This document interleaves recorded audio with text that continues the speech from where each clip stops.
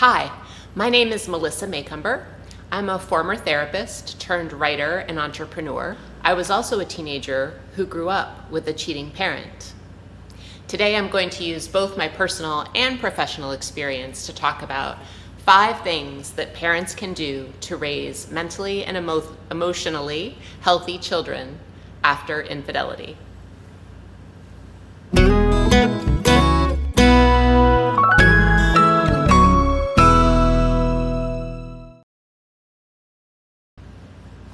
Number 1, normalize their feelings.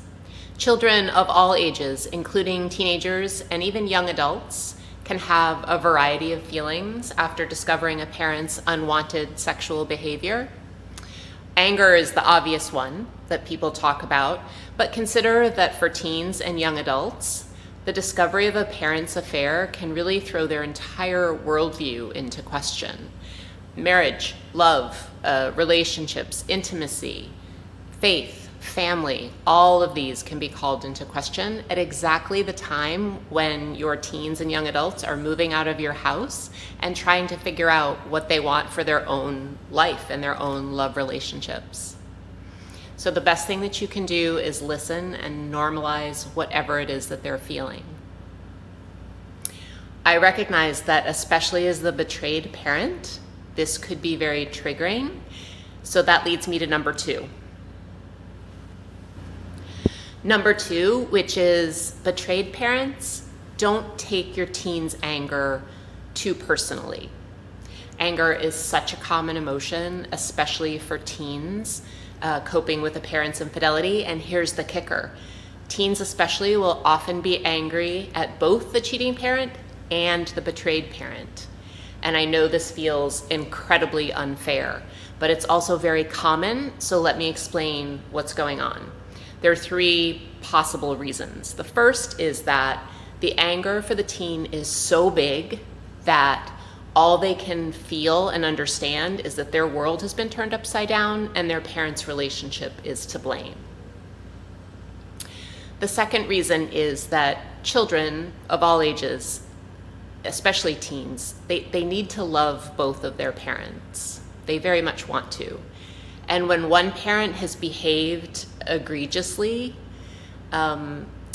sometimes the only way they can allow themselves or rationalize being able to love the cheating parent is to convince themselves that the betrayed parent must have done something to deserve that kind of treatment. Third, sometimes the betrayed parent is so understandably traumatized by the infidelity that their behavior becomes erratic, unpredictable, even scary to the teen. And so in those cases, the child will feel equally angry at the behavior of the betrayed parent as with the indiscretions of the cheating parent.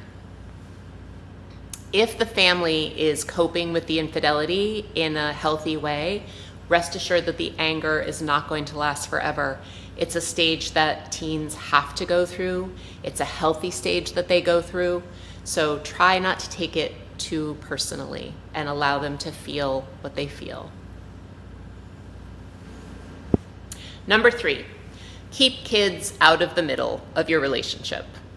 Children of any age feel caught between their parents when the parents use the child as a go-between so as to not have to deal with each other.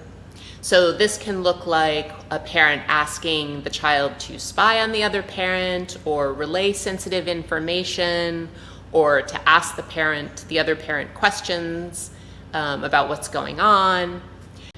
This can also look like over-confiding in your, especially teens and young adults, after the betrayal, using them as a person to lean on, as I say, as a confidant.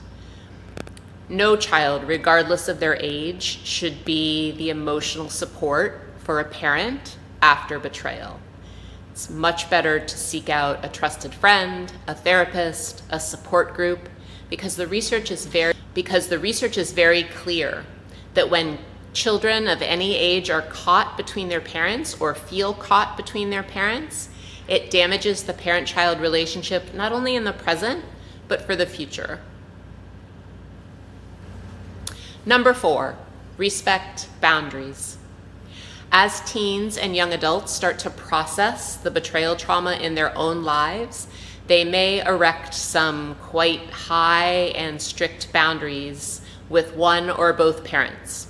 So some really common examples that I've seen: not speaking with or wanting to see the cheating parent, only seeing one or both parents in public places, not participating in family events if the affair partner is present, and not accepting even the betrayed parent's new partner.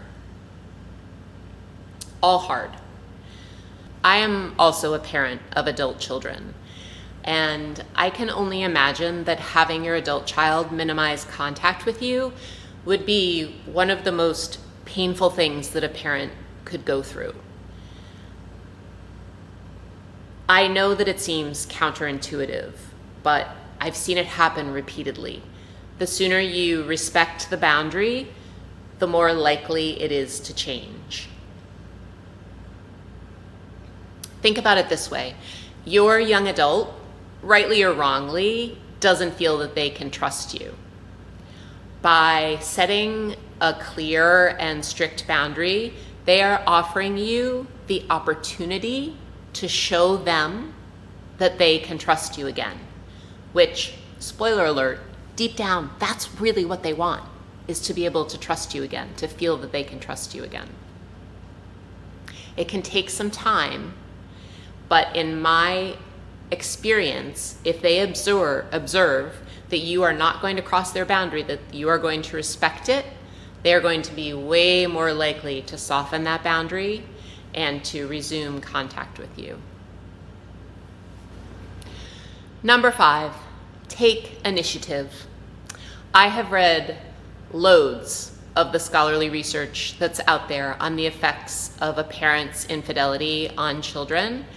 And to end on a hopeful note, one thing that comes up again and again is that the way a family talks about the infidelity and processes the infidelity is as important to the health of the family, or as impactful on the family as the infidelity itself.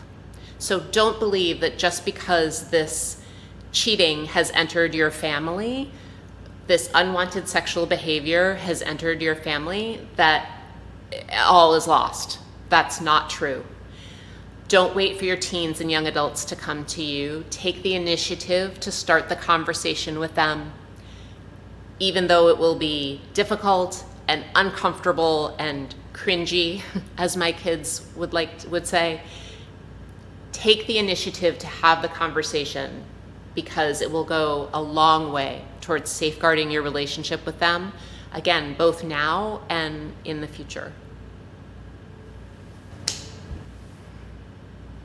Thank you for watching, and thank you to Authority Magazine for the opportunity to make this video for you. If you'd like to know more about me or my work, please visit my website, melissamaycumber.com.